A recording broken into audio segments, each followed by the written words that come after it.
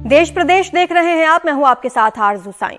2024 के लोकसभा चुनाव के लिए तेलंगाना के सीएम केसीआर पूरा जोर लगा रहे हैं। बुधवार को तेलंगाना के खम्मम में उन्होंने बगैर कांग्रेस गठजोड़ बनाते हुए एक बड़ी रैली की। इसमें अरविंद केजरीवाल, अखिलेश यादव, भगवंत मान के साथ केरल के सीएम और सीपीआई नेता डी राजा भी शामिल हुए। बहरहाल मजबूत विपक्ष बनाने की इस कोशिश में ममता बनर्जी और नीतीश कुमार नजर नहीं आए।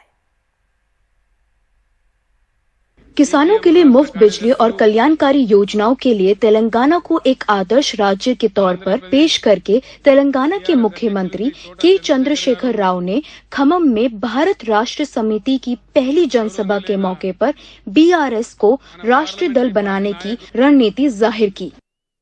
बीजेपी और कांग्रेस एक जैसे हैं, दोनों सिर्फ जबानी लड़ाई में शामिल रहते हैं। भारत में 10 लाख मेगावाट बिजली की क्षमता है, लेकिन 2 लाख मेगावाट से ज्यादा का इस्तेमाल नहीं हो रहा है। कई थर्मल प्रोजेक्ट्स खुलने की तैयारी है। तेलंगाना को छोड़कर सभी राज्यों में बिजली की कटौती होती है। बैठक में 3 मुख्यमंत्री थे, दिल्ली के अरविंद केजरीवाल, केरल के पिनाराई विजयन और पंजाब के भगवंत सिंह मान। इसके अलावा उत्तर प्रदेश के पूर्व मुख्यमंत्री अखिलेश यादव और सीपीआई के डी राजा भी शामिल थे। गैर बीजेपी, गैर कांग्रेसी नेताओं का ये जमघट आइंदा के लिए एक गठबंधन की नींव हो सकता है। अभी कल ही भारतीय जनता पार्टी की मीटिंग खत्म हुई है और उन्होंने कहा कि 400 दिन बाकी हैं। हमें तो लगता था कि ये सरकार तो वो है जो दावा करती थी कि हटेगी नहीं। अब तो वो स्वयं स्वीकार कर रही है कि अब 400 दिन हैं। जो सरकार अपने दिन गिनने लगे, जो सरकार अपने दिन बताने लगे, समझ लो ये 400 दिन बाद सरकार रुकने वाली नहीं है। अब तो 399 दिन बचे हैं। हमें लड़ना नहीं है, हमें सीखना है एक दूसरे से। अगर हम एक दूसरे से सीखने की कोशिश करें तो हमारा देश कहां से कहां पहुंच सकता है, बहुत आगे बढ़ सकता है हमारा देश। द स्टेट गवर्नमेंट इज राज्य सरकार शासन और जनोपयोगी सेवाओं को सुधार रही है। ये काम तेलंगाना के लोगों के लिए हो रहा है। केरल और उसके लोग तेलंगाना के साथ हैं। इन दलों के बीच एक सूत्र ये है कि सभी को बीजेपी कड़ी चुनौती दे रही है। बीआरएस की पहली मीटिंग के लिए हजारों की संख्या में खम्मम में लोगों को इकट्ठा कर दिया गया है। केसीआर ने पहले भी एक non BJP, non Congress federal front तैयार करने की कोशिश की थी, लेकिन वो फोटो अपॉर्चुनिटी के आगे नहीं बढ़ा। इसलिए अब ये पॉलिटिकल ऑल्टरनेटिव का विकल्प खड़ा कर दिया गया है, ताकि न सिर्फ तेलंगाना में जहां चुनाव होने वाले हैं उसके लिए तैयारी हो जाए, और फिर आगे चलकर अगर भविष्य में राजनीतिक माहौल अगर बदलता है तो उसके लिए भी तैयार होने की कोशिश है। खम्मम से कैमरा पर्सन नागराजू के साथ उमा सुदीन, एनडीटीवी इंडिया के लिए। अब बात कर लेते हैं राहुल गांधी की भारत जोड़ो यात्रा की, जो आज शाम को जम्मू में प्रवेश कर जाएगी। शाम 6 बजे के करीब यात्रा पंजाब जम्मू सीमा पर स्थित लखनपुर पहुंचेगी। यहां यात्रा का भव्य स्वागत किया जाएगा। इस दौरान राहुल गांधी लोगों को संबोधित करेंगे और पंजाब के लोगों का यात्रा में समर्थन देने के लिए शुक्रिया अदा करेंगे। फिर चढ़वाल से कल ये यात्रा शुरू होगी, जो करीब 25 किलोमीटर तक चलेगी। जम्मू में फारूक अब्दुल्ला, उमर अब्दुल्ला, संजय राउत, महबूबा मुफ्ती समेत कई लोग इस यात्रा में अलग अलग जगह पर शामिल होंगे। जम्मू कश्मीर में राहुल की यात्रा 12 दिन तक रहेगी। फिर 30 जनवरी को यात्रा का समापन श्रीनगर में होना है। यहां एक रैली भी होगी, जिसमें देश भर की अलग अलग पार्टियों के नेता शामिल होंगे।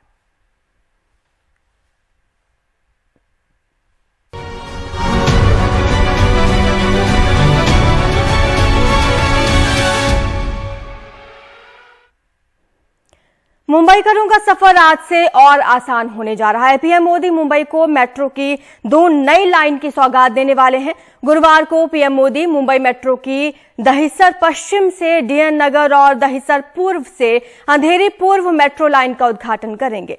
मुंबई मेट्रो की 2 नई लाइन की कुल लंबाई 35 किलोमीटर है। मुंबई की नई रफ्तार पर यह खास रिपोर्ट देखिए।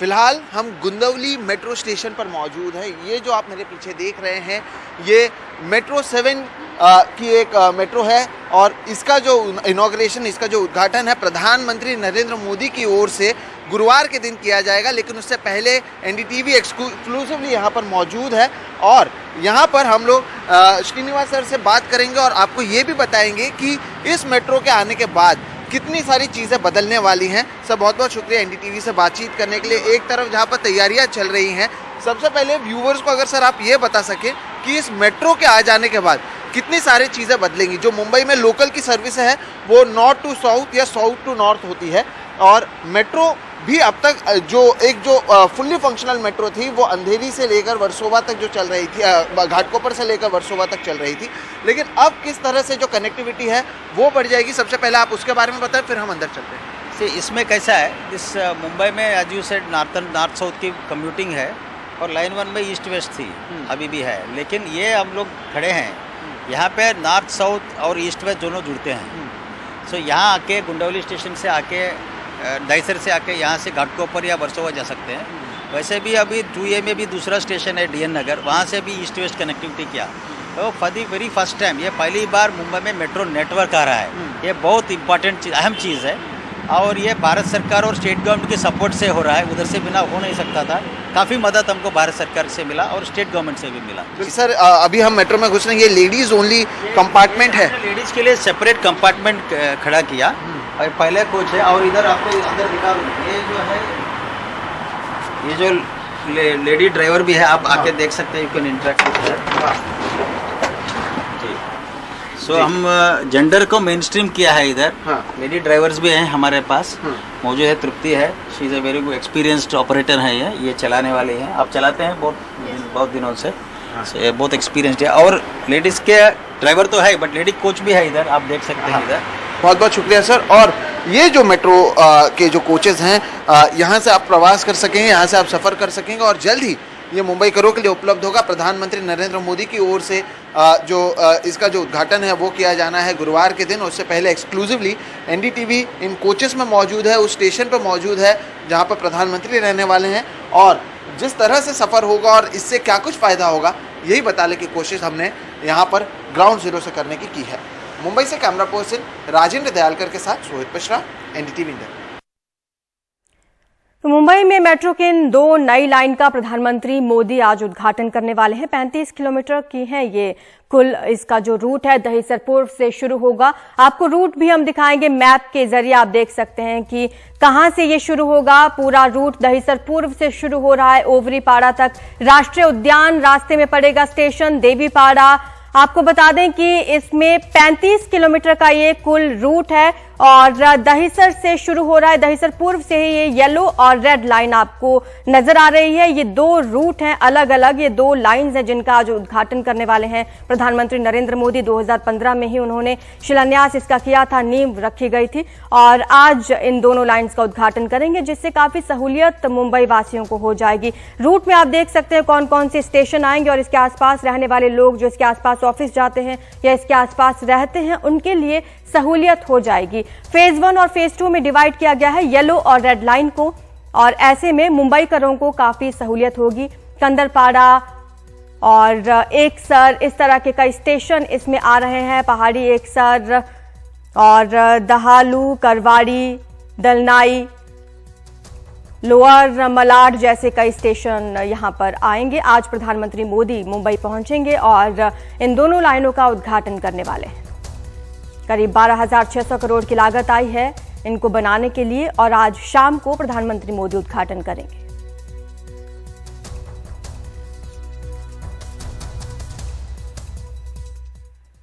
मुंबई में बीएमसी प्रधानमंत्री स्वनिधि योजना के तहत शहर में 1,25,000 फेरी वालों को 10,000 रुपए का ऋण देने के अपने लक्ष्य को लगभग पूरा करने के करीब है। लेकिन प्रधानमंत्री के शहर के दौरे से पहले फेरी वाले आरोप लगा रहे हैं कि एक ओर उन्हें धंधे के लिए कर्ज मिल रहा है, दूसरी ओर उनके खिलाफ कार्रवाई भी जारी है। सवाल पूछते हैं कि अगर उन्हें काम नहीं करने दिया गया तो वो कर्ज की राशि कैसे चुकाएंगे। दिनेश और गणेश गुप्ता, गोरखपुर का ये परिवार बीते करीब 50 वर्षों से मुंबई के अंधेरी इलाके में सब्जी बेच रहा है। पीएम स्वनिधि योजना के तहत बीएमसी ने इन्हें 10,000 का लोन तो दिलवाया, लेकिन आए दिन पुलिस की कार्रवाई में कभी ये लॉकअप पहुंच जाते हैं या 1200 का जुर्माना भरते हैं। सवाल पूछते हैं, लोन तो सैंक्शन करके दे दिया, लेकिन बिना लाइसेंस धंधा हो तो कैसे? पुलिस की कार्रवाई तो इतना तगड़ा है कि हर टाइम वो लोग आते हैं। लास्ट टाइम हमें क्या पावती हमारे पास 24/12 को भरे थे 1200 रुपए भरे थे। सरकार इस पे हम लोग को देखे, लोन अगर दे रही है तो वसूलने की काम ना करें। आप एक तरफ से लोन देंगे, दूसरे बाजू से वसूलेंगे तो हम लोग भरेंगे कहाँ से? आप भरेंगे कहाँ से और खाएंगे कहाँ से? अपने परिवार कहाँ से चलाएंगे? राजू अपखरांडे और दिलीप गुप्ता को भी 10-10 हजार का लोन 1 साल पहले मिल चुका है। अब दूसरे की तैयारी है, पर कहते हैं लोन का पैसा फाइन भरने में ही निकल रहा है। एक हाथ से दे रहे हो, दूसरे हाथ से ले रहे हो। लोन दिया तो मतलब वो बीएमसी में जानो, आप बीएमसी से लोन दिया है ना आपको, तो बीएमसी और तुम जानो, ये ऊपर से ऑर्डर आया हम लोग को उठाने का। फेरी वाले रोड पे नहीं बैठने का बोलता है। जो सर्वे हुआ था उसी के हिसाब से लोगों ने लोन पास किए थे। अच्छा, सर्वे के बाद लोन पास किया है। तो आप पुलिस की कार्रवाई भी होती है? क्योंकि कभी नहीं था, ये अब भी चालू किए लोग ज़्यादा करके। कितने दिनों से? ये आज 1 महीने 2 महीने से ज़्यादा चल रहा है लोग का। वो लोग कुछ नहीं सुनते, वो बोले गवर्नमेंट दिया है, आपको दिया है। अच्छा। इससे हम लोग को कोई लेना देना नहीं। हम अपनी कार्रवाई करेंगे, आपकी दुकान यहाँ से हटेगी। तो अब आपको लाइसेंस मिले, इसके लिए आप लोग क्या कोशिश कर रहे हैं? हम लोग सोच रहे हैं मैडम कि लाइसेंस मिल जाए, आराम से हम लोग बैठे धंधा करें और क्या, ये हम लोग चाह रहे हैं बस, बाकी और कुछ ज़्यादा कुछ क्या। मुंबई के करीब 15,000 रेहड़ी पटरी वालों की आजाद हॉकर्स यूनियन के जयशंकर सिंह बताते हैं कि इनसे जुड़े करीब 70% विक्रेताओं को लोन मिल चुका है। ऐसे में अब हॉकर्स के लिए अलग व्यवस्था होनी बेहद जरूरी है। मुंबई में इतनी जगह की कमी है, ट्रैफिक बड़ी समस्या है, तो हॉकर्स को लेकर हमेशा आम लोगों का यहाँ पे प्रोटेस्ट भी होता रहा है, वो परेशान रहे हैं। जो उम्मीद है लाइसेंस मिलने की लोगों को, वो हो पाएगा? नहीं, आपने जो कहा कि ट्रैफिक जाम होता है, ये सारी चीजें होते हैं, आम लोगों को समस्या। आप सोचिए कि अगर अंधेरी में 10 रुपए की धनिया किसी को लेना हो तो दादर और वाशी तो जाएगा नहीं। अच्छा, मान लीजिए फेरी वालों का आप हटा देते हैं, तो महाराष्ट्र सरकार का दूध सेंटर है, महाराष्ट्र सरकार के स्टॉल्स हैं, वो भी तो फुटपाथ पे ही हैं। जो लाइसेंस 1968 तक दिया गया है, वो सारे स्टॉल भी फुटपाथ पे हैं, तो वहाँ से पब्लिक कैसे चलेगी?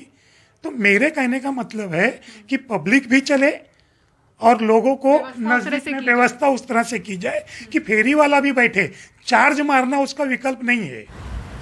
जिनका रोजगार कोरोना महामारी के दौरान बुरी तरह से चौपट हुआ, ऐसे लोगों की मदद के लिए सरकार ने पीएम स्वनिधि योजना की शुरुआत की, जिसमें बिना किसी गारंटी के सरकार लोन दे रही है। खास तौर पर ये रेहड़ी पटरी वालों के लिए है, लेकिन आर्थिक राजधानी की जमीनी समस्याओं के बीच ये लोन इन्हें कुछ खास राहत नहीं पहुंचा पा रही। मुंबई से कैमरामैन संजय मंडल के साथ पूजा भारद्वाज, एनडीटीवी इंडिया।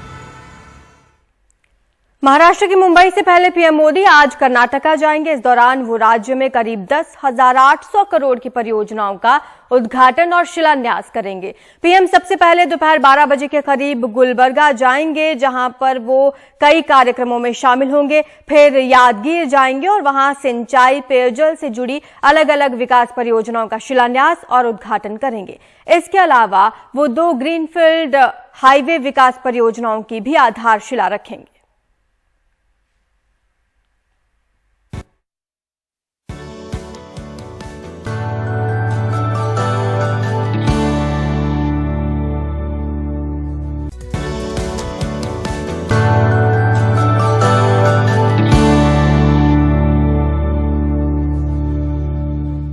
कर्नाटक के कॉन्ट्रैक्टर्स एसोसिएशन ने बुधवार को बेंगलुरु के फ्रीडम पार्क पर बीजेपी की मुंबई सरकार के खिलाफ इस मांग के साथ धरना प्रदर्शन किया कि 22,000 करोड़ रुपए का बकाया सरकार जारी करे। इस एसोसिएशन ने प्रधानमंत्री मोदी को पत्र लिखकर 40% कमीशन खोरी का आरोप लगाया था।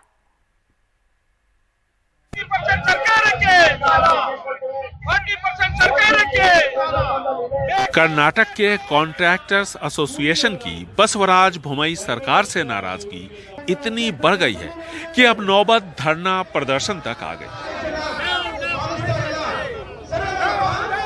इनका आरोप है कि तकरीबन 22,000 करोड़ रुपए का प्रोजेक्ट इन्होंने पूरा किया है, लेकिन इसके बावजूद भुगतान नहीं हुआ।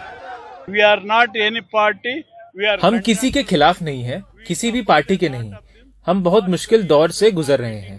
पिछले 3 सालों से हमें भुगतान नहीं हुआ और पिछले 1.5 सालों से लगातार भ्रष्टाचार का आरोप हम लगाते रहे हैं। सरकार ने कोई कदम नहीं उठाया, अब मामला अदालत में है। तकरीबन 1.5 साल पहले इस संगठन ने एक पत्र प्रधानमंत्री नरेंद्र मोदी को लिखकर आरोप लगाए थे कि कर्नाटक में प्रोजेक्ट लेने या बिल पास करवाने के लिए 40% कमीशन की मांग की जा रही है। मंजूनाथ 1980 से कॉन्ट्रैक्टर है। ये भी परेशान हैं क्योंकि प्रोजेक्ट पूरा करने और एनओसी के बावजूद इनकी मोटी रकम फंसी है।